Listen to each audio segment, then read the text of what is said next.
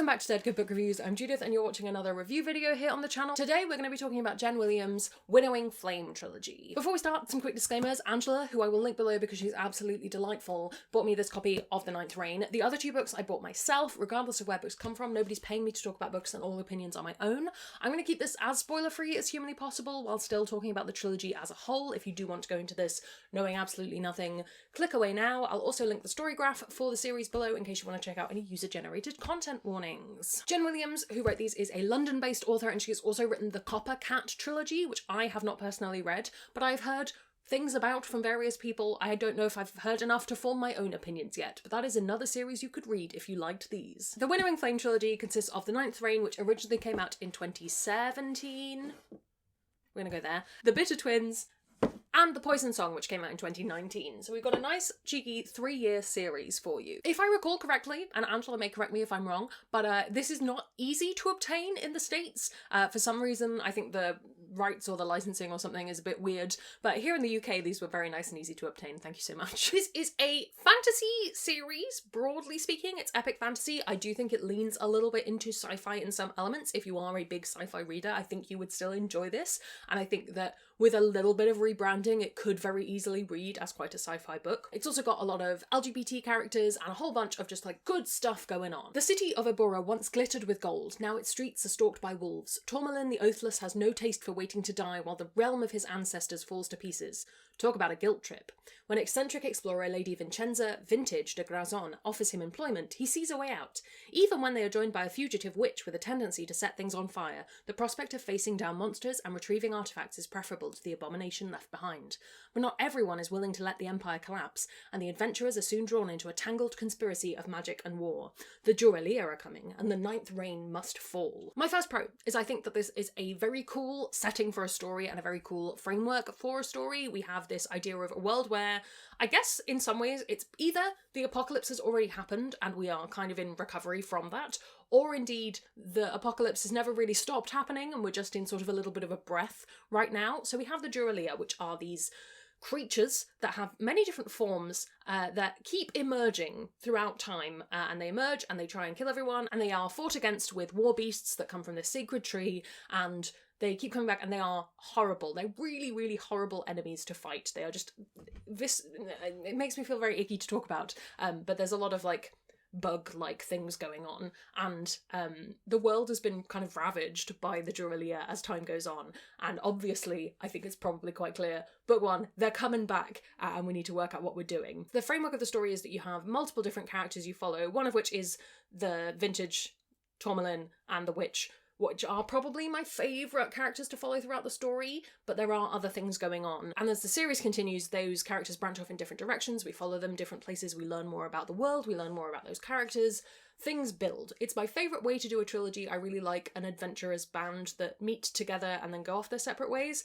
Sometimes it can be annoying, because you're like, but what about that relationship that was maybe happening? Now they're in other countries, what am I doing? But actually in this, I think that it managed to balance that very well. I think something about the way that this was set up as a series, the idea of the recurring conflict, the place that the different characters hold within that narrative framework, I think it makes it feel very fresh in what could otherwise feel like a kind of fairly generic, we must fight the semi-faceless monsters kind of story. And it also really lends itself to a lot of those moments of discovery about what is actually going on and what's happening and what the motivations of that faceless horde is. So I think as a framework for a trilogy, it works really well, and it makes this a trilogy that feels very fresh, even though there's familiar tropes, even though there's familiar ideas and characters that we've seen elsewhere. I still think that it really grows, and it feels to me like there's so much more of this world that could have been explored, and it feels like Jen Williams really picked the parts of the world that she was going to focus in on, and it doesn't feel like things coming in book 3 that were never mentioned before, but it does feel like this is a really rich world and you're just following a story within it. I mentioned the LGBT characters.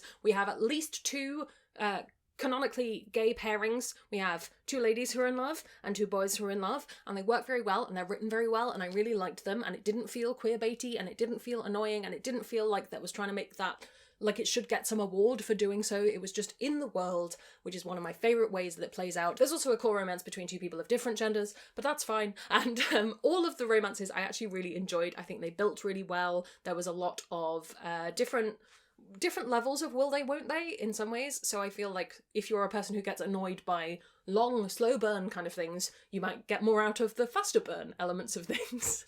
That's there too. I actually really enjoyed the romance. I thought it was well planned out across the 3 books, and it definitely worked for me. I'm trying to think what else would I sell this book to you on? I think part of it is that mash of sci-fi and fantasy, which I very much enjoyed. I like books that play around with genre blending in that way, and it's not a case of I thought I was in a fantasy world but turns out I'm on a spaceship, which is one of the more annoying ways people do that. It really does feel like a fantasy book being written about a sci-fi world, or a fantasy book being written within a world that would be sci-fi to us. I don't know, something like that is in there. We have sacred trees, we have characters who are basically vampires, we have witches, we have swords and sorcery, and you know, they're all there. But we also kind of have spaceships, and we also have strange alien characters, and that builds throughout the 3 books as well, so you get more and more of that as you go on. I think it would have been interesting to read this back in a time where I was reading virtually no sci-fi, and if you're a person who's read this and you read a lot of sci-fi, or if you read less, or if you're fully in a fantasy mode at the moment, it'd be really interesting to see what people's opinions were on that. For me, I really enjoyed the blend of the 2, because at the time, I was reading a pretty good blend of the 2. I think that the whole of the series is more than the sum of its parts. I ended book 1 going, well, that was pretty good. I liked that. I don't think it completely blew my mind. And the more of it that I read, the more books that I consumed, the more I really enjoyed it. And now I think book 1 is even better, having read the previous 2 books. I think there's a lot of clever planning across the series. There's a lot of really interesting callbacks, and there's a lot of great character development. And I think, having now read all 3, I would rate book 1 much higher than when I originally read it, which is one thing that I like when a series does. I think book 2 is probably the strongest of all of them, and book 3 the weakest. But that's just because there's so much to get tied off in book 3. I think it just ends up falling to a lot of combat, which isn't my favourite thing to read personally. If you're a bigger fan of combat scenes, you might enjoy book 3 a bit more. And I liked more of the mysteries that get unravelled in book 2, which is my favourite kind of fantasy. I think other than if you get totally squicked out by the Duelia, I can't think of a reason why, if you are a big sci-fi or fantasy reader, you wouldn't like this.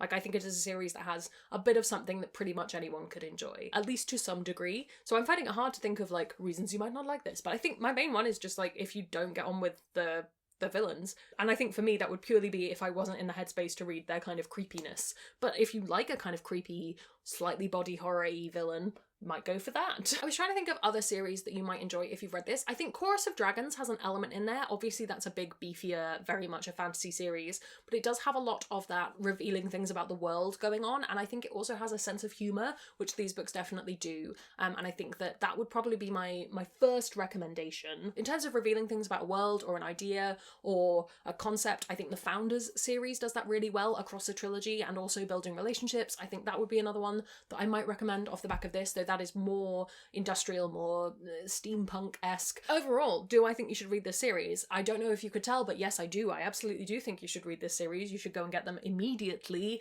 They are just so much fun, such a great read. I'm really glad that Angela persuaded me to read them, because I remember seeing The Ninth Reign in the library, probably back in 2017, thinking about it, and going like, maybe, I don't know, it looks kind of to me, and I do think these covers are very beautiful, don't get me wrong, but at the time I was reading a lot of YA, so it wasn't what I was interested in, and now having read them, I'm not kicking myself for not reading them then. I think I wouldn't have enjoyed them as much because I've read a lot more and my reading tastes have changed a lot more since then, but I think it may have kick-started a bit more of that breadthening of my reading, so perhaps there's an alternate universe where I read this back in 2017 and had a great time. Maybe. I don't know. We can only speak to 2022 Judith, who really, really loved these books and thinks you should read them as well. Have you read these? Do you have plans to? Have you read Jen Williams' other series? I'd really like to know if it's any good. Please do let me know down in the comments below. While you're down there commenting, if you haven't already, please do subscribe. It makes me feel loved and appreciated. You can also follow me on social media. Come hang out on Discord where we have chill chats about books. I'd like to say a huge thank you to all the ghosts over on Patreon who support the channel and get early access to videos, bonus content and live streams. If you would like to join their number, that's linked below as well. Thank you so much for watching. That's all from me, and I will see you in the next one. It's gonna be some bloopers now. Welcome back to Dead Good Book Reviews. I'm Judith, and this is a bit wonky, isn't it? I don't know anymore. Welcome back to Dead Good Book Reviews. I'm Judith, and you're watching another episode of Overbooked here on the channel. This is a series. No, you're not. You're watching something else.